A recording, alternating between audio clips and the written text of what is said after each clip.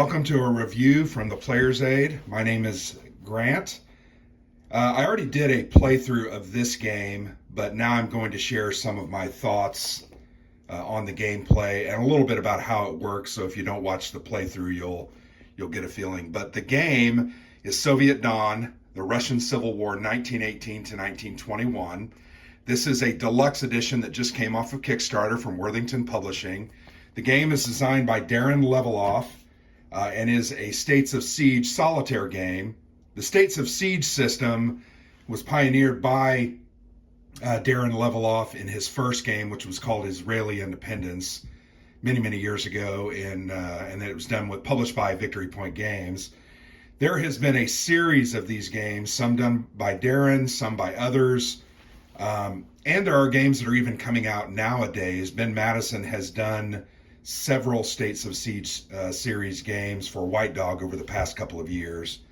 But States of Siege, what is States of Siege? States of Siege is a system where, the player is representing a country, a political ideology, or something, and they're trying to defend themselves against forces that are attacking both internal and external to try and stop them. In this game, Soviet Dawn, you are acting as the Reds, so you support the Russian Revolution and the change in government, getting away from the Tsar and putting the power in the Politburo and the Communist Party and everything that revolves around.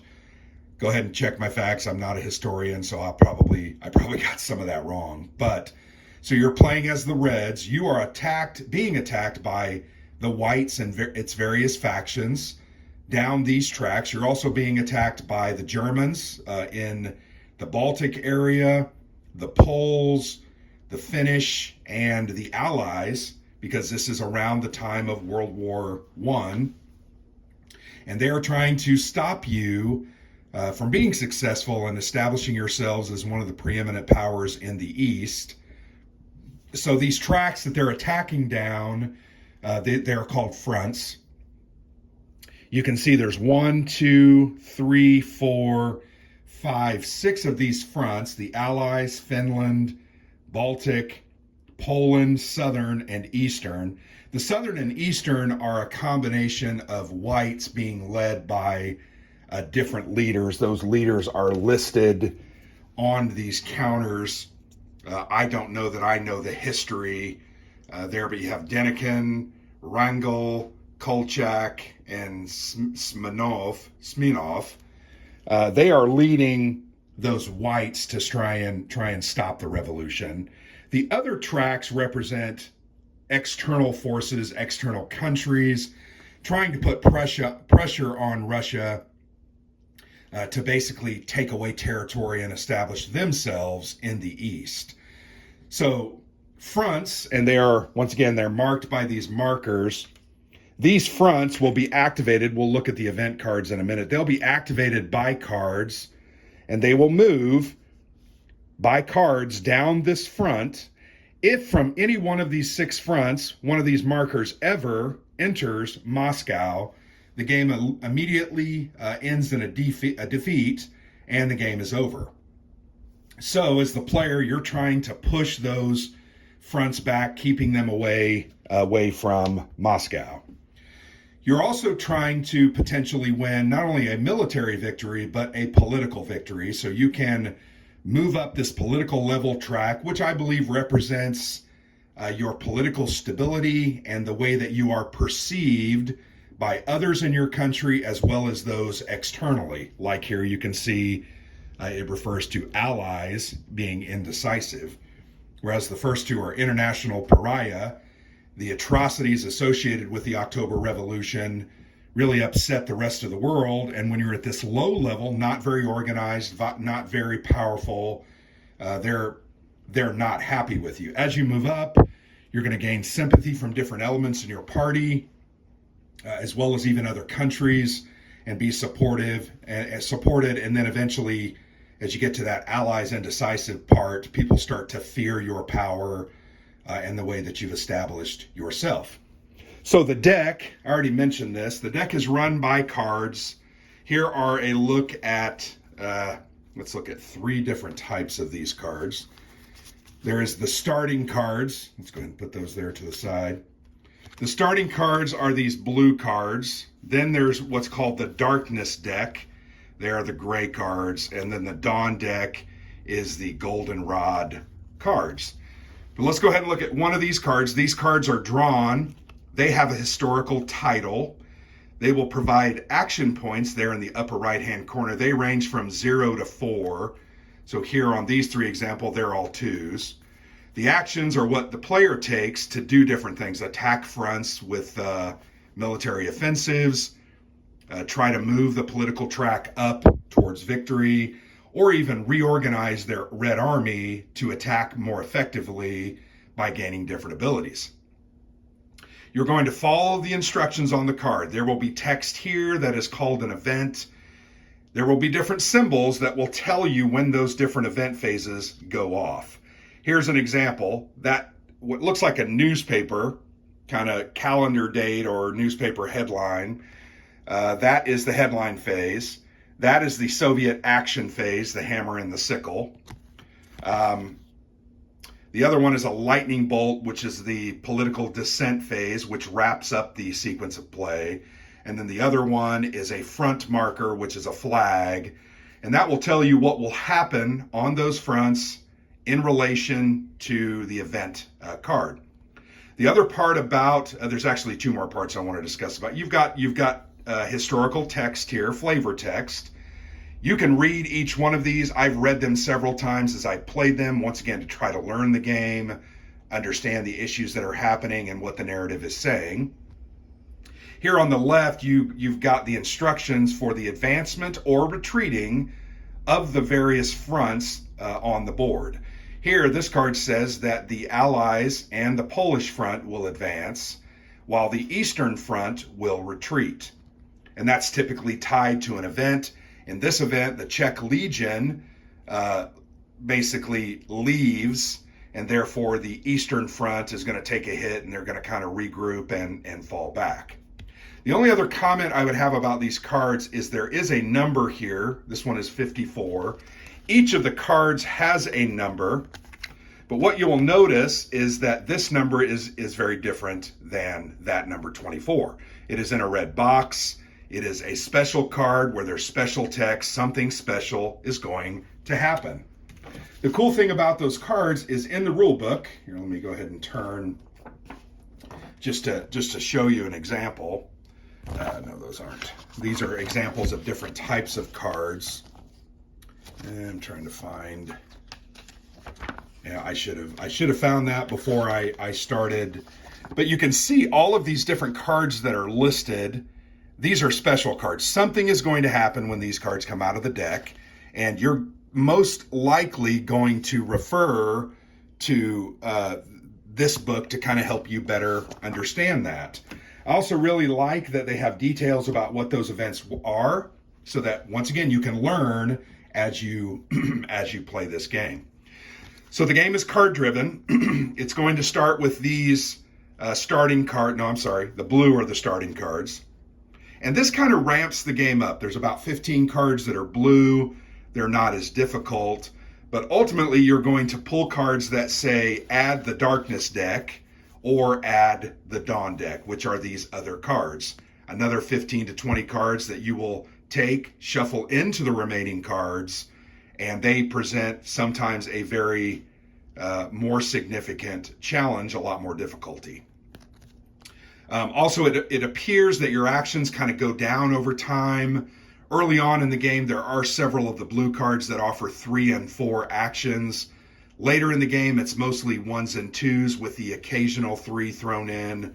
But the cool thing about that aspect, and I guess this is my first major point that I would like to talk about, one of the very cool things about this game is no 2 plays are ever going to be the same.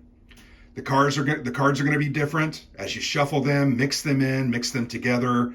Things are going to happen in a different order than happened historically.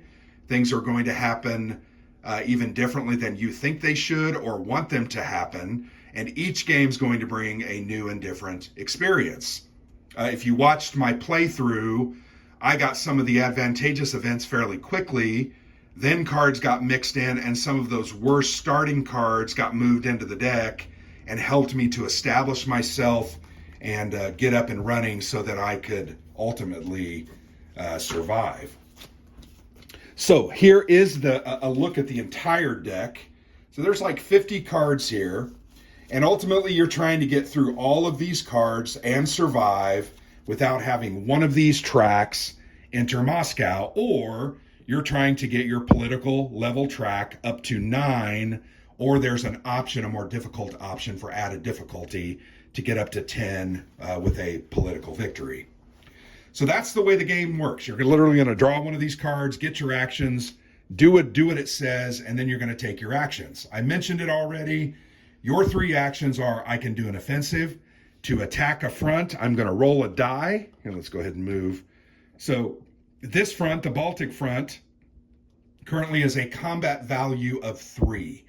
In order to push that front back, I need to roll greater than 3. I can't roll 3, has to be 4, 5, or 6. So I'm going to roll a 6-sider. I rolled a 2, so nothing's going to happen. They're going to stay that, and I used one of my actions.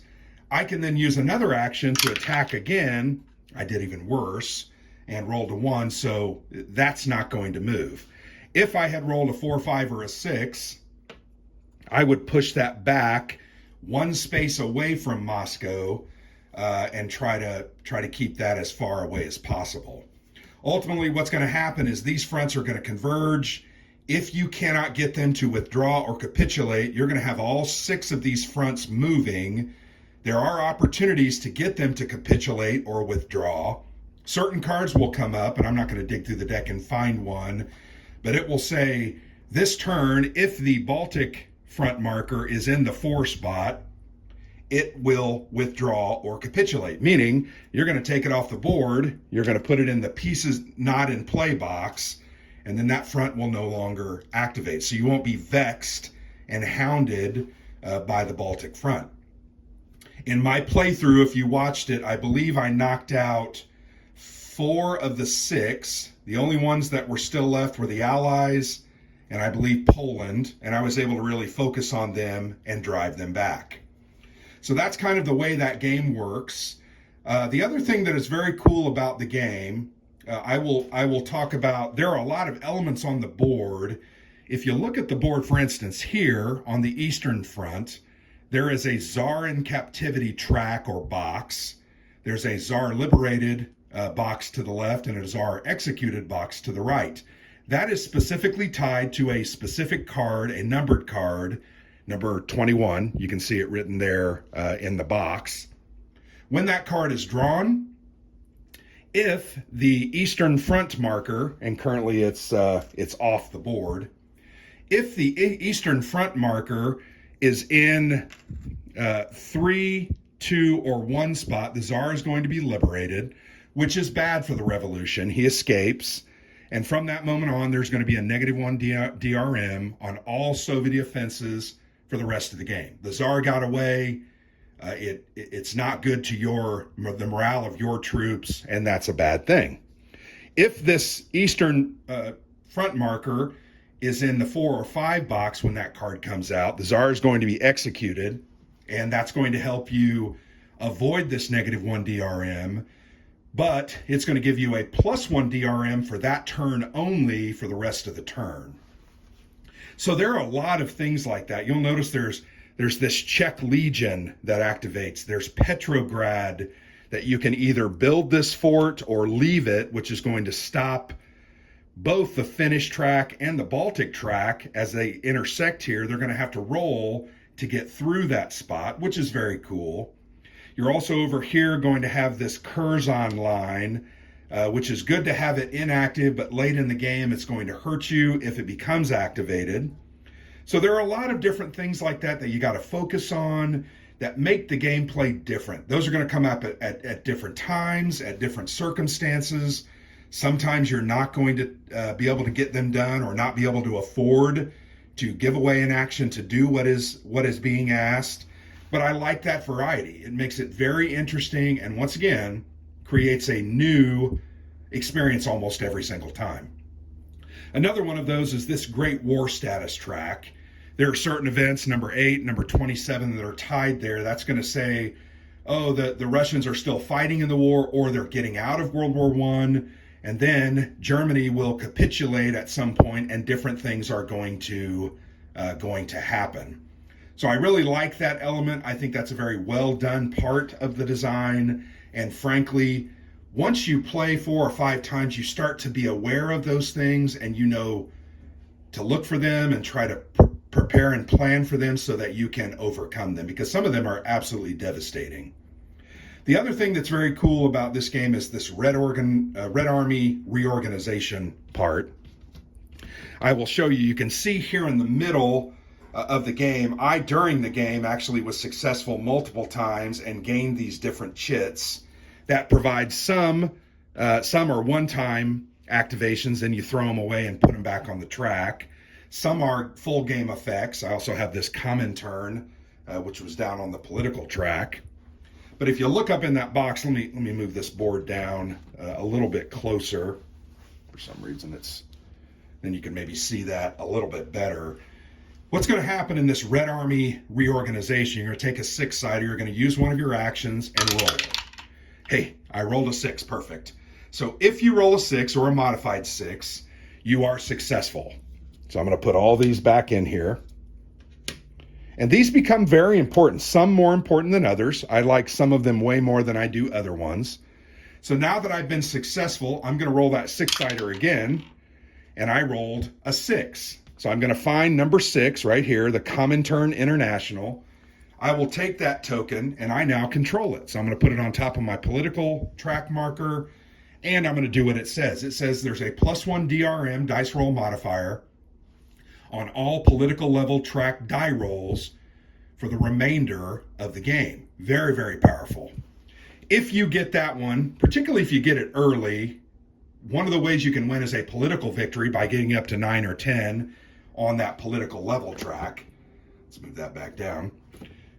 If you get that, your strategy is going to change mid-game. You're going to see that, and you're going to say, you know what, I'm going to use a majority of my actions to try to push this up so that I can win the game. Because the moment you succeed and move into that 9 spot, or the 10 spot if you're doing the little more difficult option, you're going to win the game, and things are going to be over. So with that +1 modifier, that incentivizes you to kind of change your strategy and do things a little bit differently. There are also 3 specific of these action markers. The Red Army Reorganizes track. 3 of these specific actions are more tied towards a military victory. The armored trains, what it provides is a +1 DRM on any track of your choice each turn for 1 offensive. Don't have to move it. You don't use an action. It's just a continual +1 for 1 offensive only. You can't do it 2 and 3 times around, just once, but it's very beneficial. The next one you'll see there is Tank Corps. The Tank Corps requires 1 action to, here I'll show you, place it on a track. So I'm going to place it on the Polish track. I kind of put it here on the train to remind myself. That costs an action. Then it's going to cost an action to do an offensive. And I'm going to take a 6-sider. While that Tank Corps is on this track, every attack is going to be a +1 for all offensives for that front while that unit is located there. So I'm going to attack Poland at +1. I rolled a 2, +1 is a 3, I failed. But if I rolled a 3, +1, that's a 4, I succeed. So that's Tank Corps. The most powerful one, and the one that really seems to not come up often, I've had it 1 time my entire 10 plays of this game, is the Applied Experience. What it's going to do is every offensive that you do, you're going to roll your normal 6-sider, but you're going to add an additional 6-sider. So In this case, I've taken a miniature six-sider to represent that. So when I do an offensive, so once again, let's assume I'm attacking Poland here, which is a 3. I'm going to roll both dice. The red dice is my main offensive result. I rolled a 1. Absolutely terrible.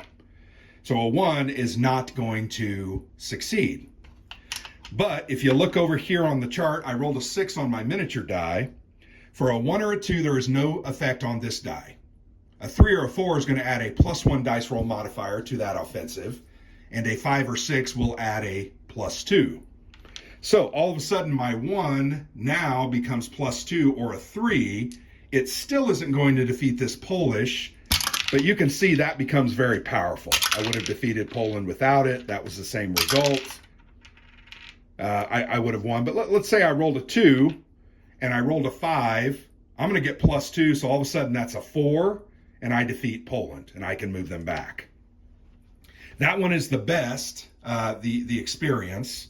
So those 3 are specifically tied to offensives. There's a Cheka, which is number 1. When a card is drawn, I can discard that token, and I can put that card back in the deck and just take 2 free actions and kind of skip that negative effect. Can be very powerful. Communist Subversion, not a big fan of. What it does is it reverses phase 2 and 3 of the game. Normally, the enemy movement happens on phase 2. When you have number 3 is your Soviet offensives or Soviet actions. When you have that Soviet communist subversion, you're going to flip 2 and 3, so you're going to take your actions first, then the fronts are going to move. Why is that important? Well, it's situational. If fronts start to get near Moscow, going first is a benefit to me because I can use my actions trying to, boom, I knock the Allies back, I'm going to survive. Oh, Poland is still too close. Boom, I knock Poland back. I actually didn't, I rolled very poorly. And then they're going to move based on what the card says. So let's say that card, and I actually see that card, so I kind of can make that decision as I see the card and what is going to happen. That card said Allies will move and Poland will move. Well, if I didn't take my turn first, the game would have been over. There are some other ways that I could have saved myself. I can discard kind of this Imperial Gold, which is not one of the numbered results on the Red Army Reorganization. It is what you get if you roll an area that you've already taken. So if you've already got number 2, you roll a 2, you're going to go and pick up the Imperial Gold Reserve rather than pick up a 2. That 2 token can be discarded as a front is advancing to stop that front from advancing. You also can discard it to change one die roll to the die roll of your choice. Now, during my playthrough, when I would discard this, I would throw it back on the track. Now that I think about that, I'm not sure that was correct. So that may have been one of the errors that I made in the game. So I really like that Red Army Reorganization because once again, it helps guide my strategy. It potentially can change my strategy significantly if I get certain of those benefits. I'm then going to start doing one thing over another and trying to win in that way. But it's also, it feels good. It's kind of cool to take that risk. Oh, can I roll a 6? No. I'm going to do it again. Did I roll a 6? No. And it's very hard to roll a 6, but sometimes cards will say add +1 to any reorganization attempt this round. Then all of a sudden with a 5 or a 6, well, just with a 5 or a 6, you're going to succeed. And that, once again, that's part of the game. It feels gamey, it feels fun, it feels stressful. Man, when you roll a 6 and you really needed it, you just kind of scream with adulation, and it's kind of fun, kind of interesting. So that's that. We talked about the cards. We talked about these reserve offensives and political decrees. You're going to start the game with a certain number of tokens in these spaces. They act as kind of free offensives or free attempts to move up your political level track. Once again, you can use those as a last-ditch effort because they can be used out of turn at any time. But also, if you save them till the end, you're going to get 2 points on your final score for every one of these chits that you have not used. So you can see there's 5 offensives, that's 10 points, and 2 political decrees, that's 14 points. That can be the difference between a large victory or just a normal or marginal victory. So that's a look at Soviet Dawn. I really like this game. It's fun, it's simple. I don't want to say mind-numbingly simple because there are some significant choices throughout the game. You're going to have to think about it, but it plays quickly. Once you know the rules and remember the rules, you're going to rip right through it. You're going to flip those cards over and boom, the game's going to be moving right along. Once you get to a certain point in the game, you're going to make the same decisions over and over again because either you're close to victory on the political level track or you're just trying to keep things at bay and survive to the next card. I think that's the basic rule of any of these States of Siege games, is just survive to the next card. You never know what will happen. You never know what card will come out. There might come out a card that retreats every single front. There is a card in here called Spanish Flu that when it comes out, every single front active on the board will retreat 1 space. So when you think of it that way, if they're all active, that is like you had 6 actions that turn, and furthermore, you made all 6 of those rolls. Very unlikely, but that's a neat benefit. And if you got that at the right time, man, it can be really cool, save your bacon, and allow you to continue playing the game. The other thing that I do like about the game, it's procedural, right? So it's fairly simple to learn the rules, internalize them, and remember them. There's not a lot of difficulty here. There are some nuances, so you're going to have to pay attention to that from time to time. Like I mentioned, these different boxes, these references to different event cards. For instance, this one's card number 46. It will allow you to activate or build this Petrograd fortress if you sacrifice all your actions. So you're going to need to look at that and try to remember and figure out when that happens, am I going to be able to do that? Because what's very cool about that track, well, let's say Finland's on here and Finland's a 3. What they have to do, and I think it's equal to or greater than, let me double check that. But what it is, it's a roll for them to even be able to move into it. So it's an added line of defense. If they make that roll, they're going to move in. You're going to lose a political point.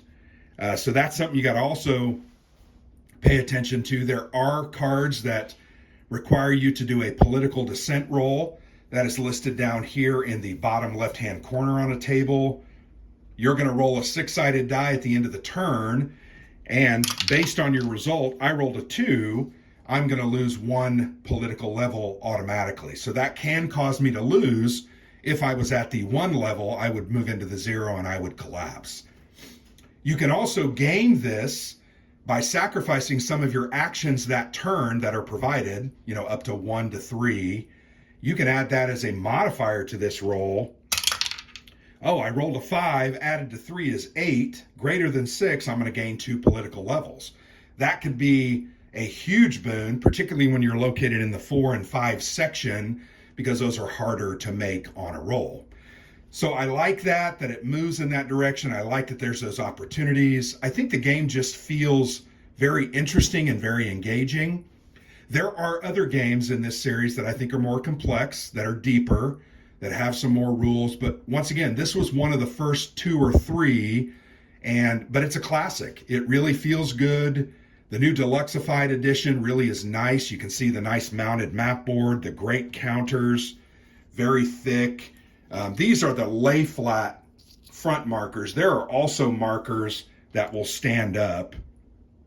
The other thing I really like about the game, and I'm trying to make sure I remember exactly what they're called, you can throw in various options that make the game a little easier. You can take out cards, you can add cards. There is an entire additional deck. I think there are 12 cards in it that you can add. It just makes the game longer.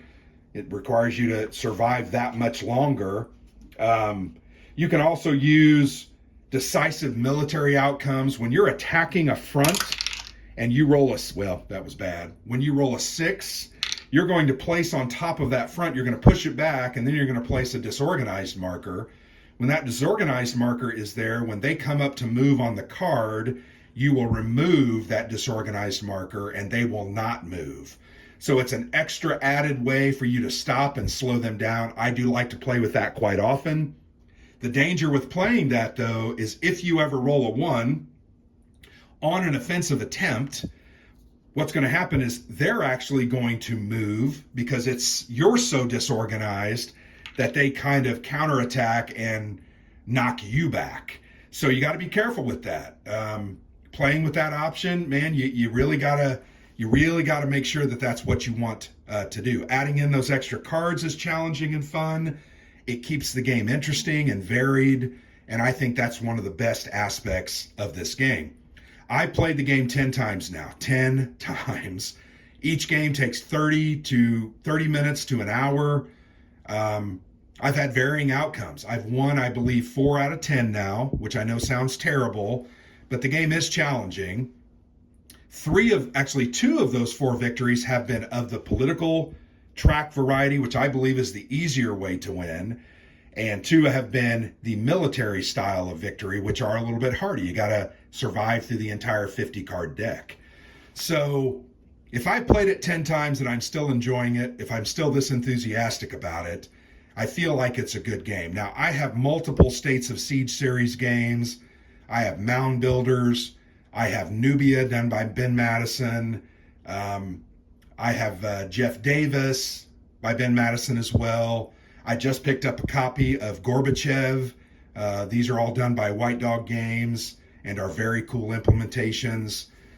Worthington is going through republishing several of these games. They just did a Keep Up the Fire, and they did Malta Besieged. Those both should be out in the next 3 to 6 months. But those are deluxeified versions of old versions of these States of Siege series games. Alexander has several of these. He has Habsburg Eclipse, Ottoman Sunrise. Those are classic, very difficult World War I focused solitaire games. So yeah, if you're looking for a cool, interactive, engaging, well-designed, varied, and interesting subject, these States of Siege series games are definitely a win for me. So I recommend this game. It's a great game. I've enjoyed playing it 10 times. I'm glad I was able to share it with you. I'm glad I was able to do that playthrough. Very exciting, very good, and I've had a good time with this game.